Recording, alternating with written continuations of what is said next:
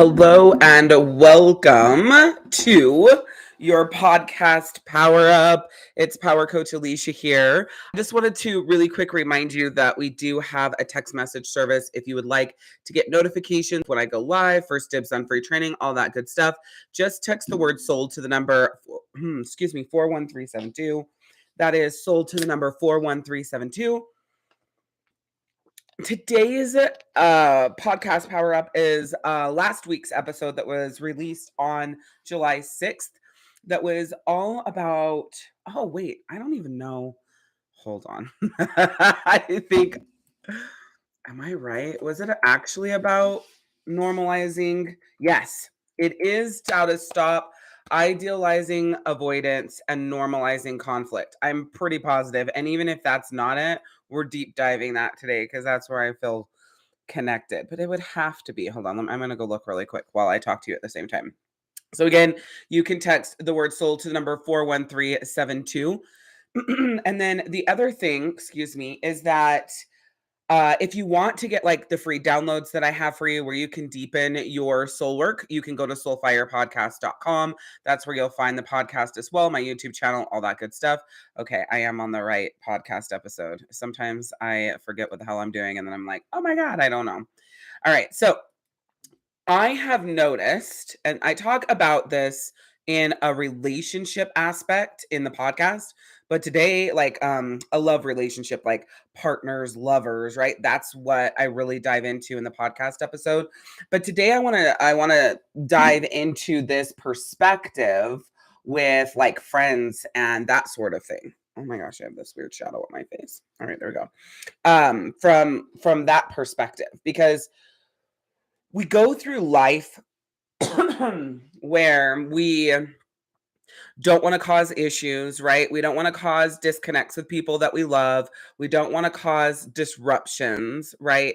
And because we have this energy of like, I don't want to cause this, then we avoid the hard conversations, the hard situations, the hard moments that it takes for that soul growth and that soul connection and that soul center.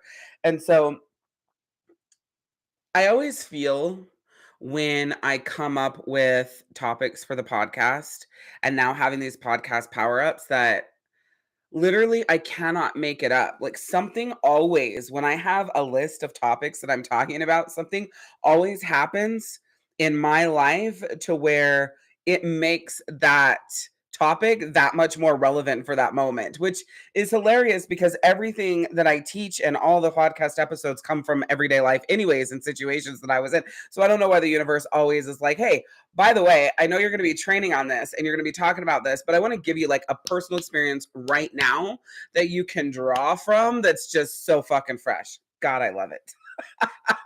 Not really, but I do most days. So I have spent a lot of my life, not the last 11 years, but I've spent a lot of my life editing myself for other people so that they accept me, that they love me, and so that they embrace me and they want me to be a part of their life. In the last 11 years, I've been on a different level of my soul journey and just like really taking back my power, stepping into my power, and really developing my strengths while acknowledging my weaknesses and growing the areas of myself that I've wanted to grow, the areas that I felt like needed work, right? The areas that I felt like I wanted to show up differently in the world and I wanted people to view me differently. So I went through and I did the work in those different areas and, still doing that. It's a lifelong process. So when I'm faced with situations where I feel like I have to edit myself in order for that situation to, or in order for the people in that situation to feel better or whatever, that is when you will see me put my foot down and tell the people in the situation, like, I'm not going to participate in this anymore because I don't like the way that I feel. I'm not going to spend this time with you because I don't like the way that I feel. Sometimes the people I'm telling it to, they are the ones that it's about, or sometimes there's someone else that we're spending time with that is creating a lot of eruption in my soul and myself. and I don't want to be around because that person's around, right? And so, I recently made a decision to step back from a friendship that I love dearly because the environment that for me of what's happening in that environment that they don't really notice because of another party, it's just so it's turbulent and it's demeaning and it's degrading. But if you don't know this other person, you don't know that that's what's happening because they're really good at smoke and mirrors and making you believe whatever you see is true. And so I had to make that decision yesterday, actually, and it was horrible. I cried most of the day. I cried most of the morning. Today, it's hard, right? It would seem that when you are going through life and making decisions that are better for your soul and like standing in your power and doing for you what you need to do for you. And I know that the editing yourself was the episode I think on the 29th of June. So if you haven't seen that episode about don't edit yourself to make others feel comfortable, you should definitely listen to that episode because this really goes into that too. Sometimes it's hard. Well, it is hard to make decisions for yourself that ultimately make you feel better in the long run that hurt you now, right? And if you're surrounded by good people, then when you're having those conversations, then they're hopefully going to do some of their own self-reflection and look at, did they have any part to play in that environment and look at like why you wouldn't want to be there and see, is there anything that they can do? Is there anything that they want to do? Or is that, other people's burden to bear? And the good people will analyze and make sure that they're not doing something that causes you to not want to be around. And people who aren't good for you will look at the situation and basically throw their hands up and say, I don't see anything, I don't know anything, like, I didn't do anything, I'm out. And sometimes that is the truth, right? They didn't do anything or whatever, but my point is that it's so important that you have the conversations, right? So part of this was me making this decision because I don't want to edit myself because I'm feeling ways or seeing ways. And what I noticed was, especially yesterday, I had a lot to say about what was happening, but I didn't say anything. I kept my mouth shut because I didn't want to blow up the whole day and ruin the entire environment for everyone.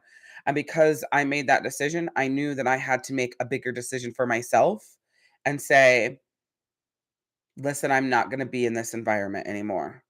And I didn't ask anybody in the environment to change. I just said I wasn't gonna be in the environment anymore. Like, people changing or adjusting for everyone to feel safe, right, in that environment and everybody to feel like they're welcome, like, that's other people's choice. So, it wasn't an ultimatum. I wasn't like, "If you don't change this, then I'm not gonna come around." It was, "I'm just not gonna come around, and these are the reasons, and this is how I'm feeling." That's their choice to do with that what they will. So, that's something also very important when you're stepping into the energy of verbalizing something that can create a conflict.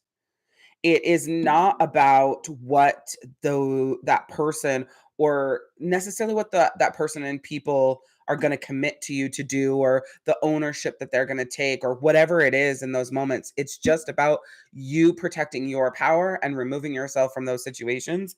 And then you're just giving them that space to do whatever they're going to do with that, right? Whatever they're going to do with that is on them. And that's one of the hardest parts about a soul journey is learning how to relinquish control.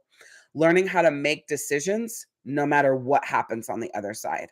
Learning how to stick to those decisions that you make no matter what other people think, no matter what people say, no matter what people do because it's not about that in its entirety, right? It's literally about you expressing yourself and what you need and how you feel and what you want and that sort of thing, and then letting the other people do with it what they will. They have to decide if that's their burden. They have to decide if they're going to do something with it. They have to decide if they have a part to play with in it. And they also have to decide if they care about you enough to come to a common ground with you in how you're feeling. And that is with any relationship. When we get so caught up in verbalizing things so that someone else can make you feel better, it will create a massive disconnect, right? It will also make things feel like they're in a disarray. And so with this energy, and I want to dive into avoidance and conflict in just a minute, a little bit deeper, but in this energy of making a hard decision that hurts you like in your soul, that causes you pain in your soul, you also have to take intentional action to heal through that. And I was having a conversation with someone today. And it's like, yes, I'm sad. I'm struggling. This fucking sucks. It's hard. And I truly hope that it does work out. And I truly hope that I can be in an environment with this group of people and not feel this way. I don't really know what it is about myself. I'm obviously the common denominator. I don't know what it is about my personality and who I am that makes people like attack me in these ways or like twist things and manipulate and lie to other people around to make themselves look good. I don't understand what it is about me that causes that, right? I also don't understand why this is a repetitive lesson for me. I feel like um I'm learning this lesson. I feel like I've learned this lesson, but it keeps coming up. So there's either another layer to it that I need to learn, or there's something that I'm missing that I'm not fully getting. And I have made different decisions this time by like removing myself from the situation instead of just voicing how I feel and then hoping that it changes. So I did make some different decisions this time. And so I'm hoping that that shifts that. But on the flip side of that, because of how this feels inside of me, there's only a few options, like really two, right?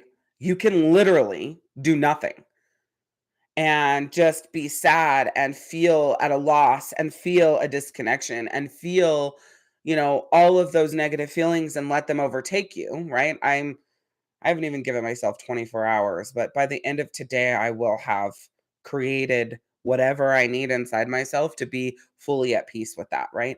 So, most people though will just make that decision, tell the people, and then they're just sad, right? They're just depressed and feeling so upset by it and just going over it and going over it and going over it and going over it and going over it, right? So in that first 24 hours, I'll share with people how I'm feeling. Do my best generally to leave out specifics of exactly who did what, because that's not important. Like I don't want negative images of other people put out there because that's what's happening to me in this situation.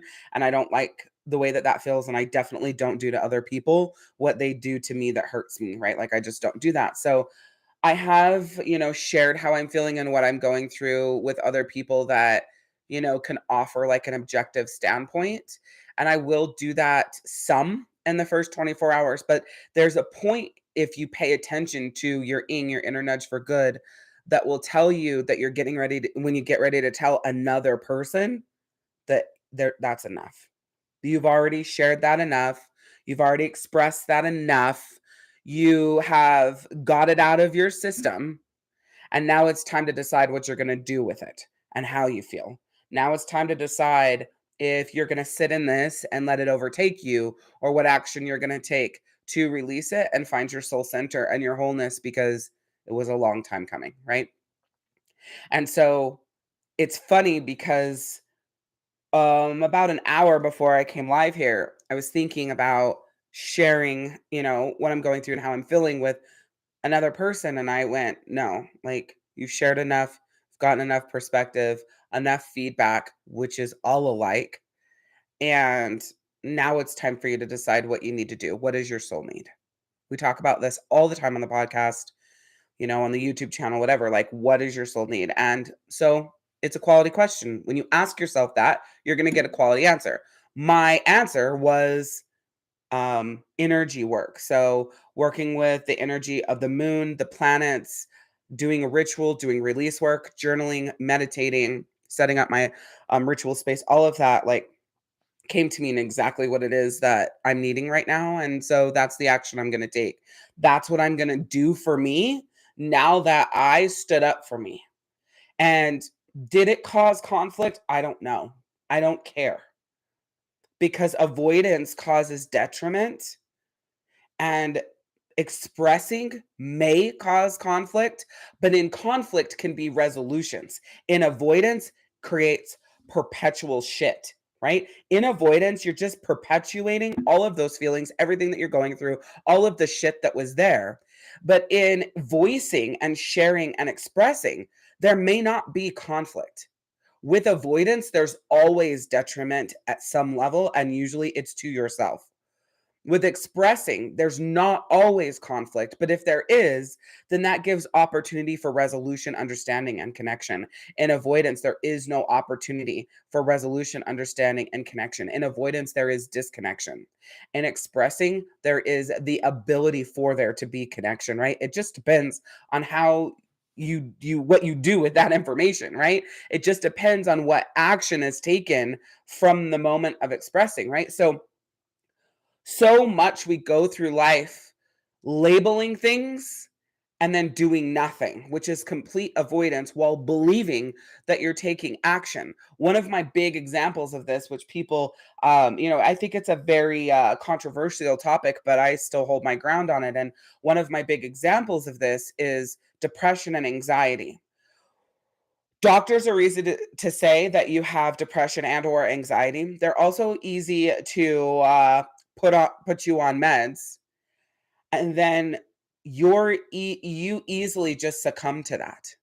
You easily just say, "Well, I'm on the meds now. I'm going to get better." And literally, that's such an avoidant strategy because you're literally just popping a pill, hoping that you feel better. But the truth is, you won't.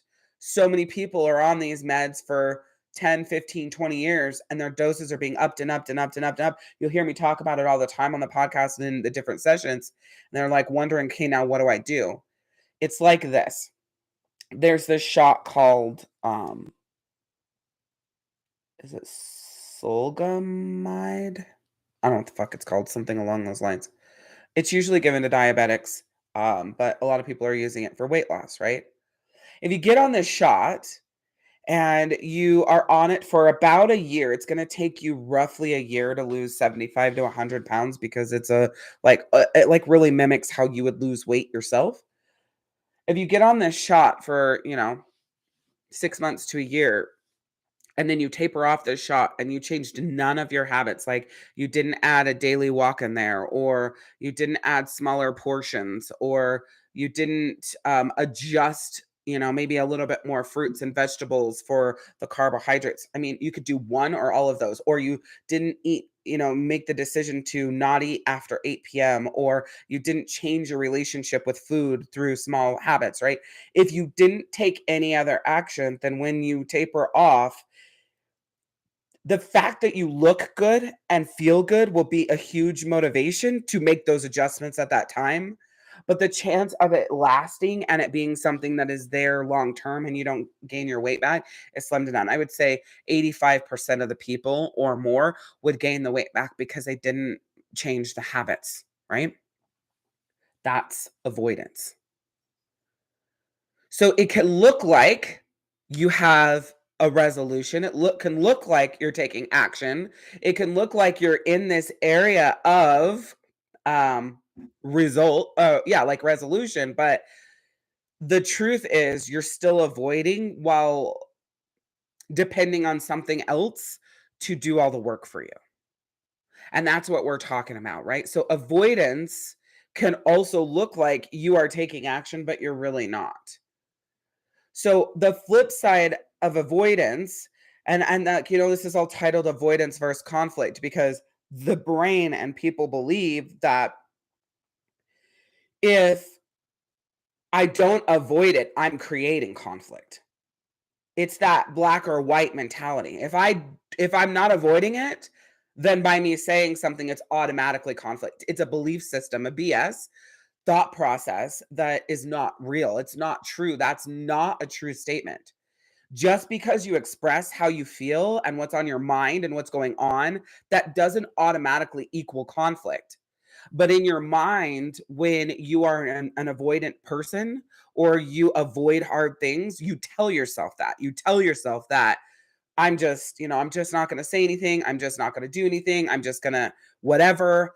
and you tell yourself that that is the action that needs to be done, because if you do, it's going to create the conflict, it's going to create the disconnect, there's going to be that thing, and that you don't know that. And the more that you learn yourself and you learn how to express yourself when there's an issue and you're upset and things are going on, the less you're going to create conflict. Take it from me, who I embrace conflict. It is definitely something that I think is an important part of life. It happens, right? I don't shy away from conflict. I'm not scared of conflict. I've never been an avoidant person in conflict. But when I am avoidant to save and spare people's feelings or situations or outbursts or embarrassment, that is my sign that I need to speak up.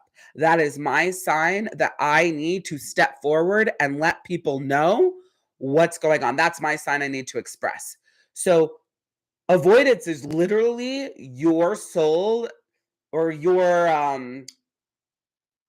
God, why can't I think of what it is? Whatever, it's not trigger, but your suggestion from your consciousness, your subconsciousness, to act. So it's literally telling you this is the moment you need to take action. That's what I believe to be true. Because if it's something that you're avoiding, that means that it needs to be brought to the light. It means that it needs to be reconciled. It means it needs to be discussed. It means it needs to get out there, right? So when you have avoidance versus conflict, and I talk about this in this podcast episode. It released just this last Thursday, July 6th. So you can find that at soulfirepodcast.com, or you can go to soulfire.podbean.com.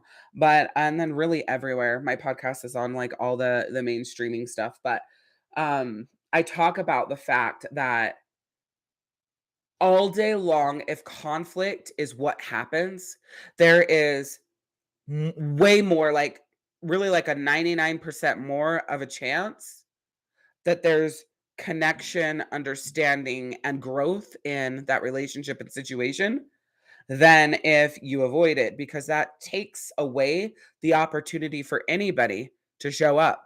That takes away the opportunity for anybody to give to you. That takes away the opportunity for connection and the depth in the relationship. And something that I always say is don't say no for other people before they have a chance to say yes to themselves, or don't say no to other people or for other people before they have a chance to say yes to you. So your avoidant actions and the way you do that and the way you process that and work through that takes away anybody else's opportunity to show up, to um, reassure you, to grow with you and make adjustments for you guys to build a better relationship, no matter the level that that is. So, as much as you might think that you're protecting this relationship or these people or even yourself by not causing conflict that you don't even know that it's going to cause, you're literally taking things away. You're causing detriment to your soul, and you're creating this bank of bullshit that you will eventually have to go through. And usually that comes into the form of blowing up, and then you just start rattling off all of these things that you've been avoiding and keeping to yourself and how upset you are. That's why a lot of people go through life, what, as my mom says, all fat, dumb, and happy. And then all of a sudden everything blows up and they end up divorced, or everything blows up and that friendship dissolves, or everything blows up and the kids stop talking to the parents. It's like you were constantly avoiding these things. In my mind, I say, what did you think was going to happen? Right? You've been avoiding these things for however long. What did you think was going to happen? Because with avoidance comes detriment. So I say all this to say, and this is really just like a message for you. And I believe anybody who watches my sessions and it connects with them, then this was meant for you. It's like, what are you avoiding right now that you need to face head on? What's a conversation that you need to have with people? What is, what are ways that you're feeling that you need to express? What are situations that no longer work for you? And it needs to be shifted in your life, or you're stepping the fuck out of them. Like, what's going on for you that you are avoiding? And I am telling you now, like, now is your time to speak up and express yourself. And if it creates conflict, then that gives space for a resolution, connection, and understanding. A lot of times, depending on how you express it, it won't create conflict. It will create an environment for understanding. I promise you. For somebody who, like I said, doesn't have an issue with conflict, I welcome it. I embrace it. I've caused it a lot. I see the different sides of it. I've also been on the side of avoidance, as I've expressed here in this session. And I see the two sides of it. I see what it does. I see how it feels. Excuse me. So I don't know. That's what I have for you today. That's what I want to say to you. That's what I want you to feel, what I want you to hear, and what I want you to take and do from this. Like, face however you're feeling, whatever you need, whatever's going on, whatever doesn't work for you anymore, face it head on and let it unfold the way that it's going to unfold. If it's going to unfold in a divorce, then it's going to unfold in a divorce. It's better to have the divorce than live in avoidance and that level of disconnection because you're too worried about losing that person. If it's going to end in your, kids not talking to you because you spoke up, then so be it.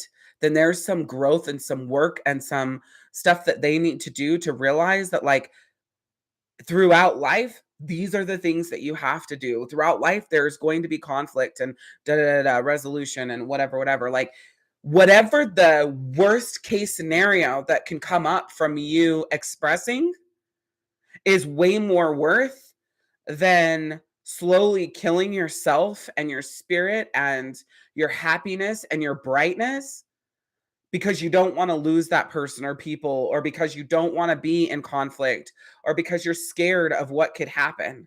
Like, life is full of risk and reward in everything that you do, everywhere that you go. And people are so focused on avoiding the risk that they literally live a life with very minimum reward. And no matter what happens in my journey through life and what I do, I always want to risk because I know that the reward can be so beautiful, even when you're risking things by sharing or taking action or showing up or following your dreams or whatever it is. Even though that can be really, really, really scary, the reward is so much more beautiful. And usually there's way more rewards than the risk that cause failure, the risk that cause detriment. Okay. There's way more reward there. And you'd know that if you would step into that energy of expressing, of showing up, of, you know, setting those standards and holding to the boundaries for yourself and the people in your life. Every time I'm working with clients and we're talking about this sort of thing, the biggest fear is, yeah, but what if I lose that person? Yeah, but what if you lose you?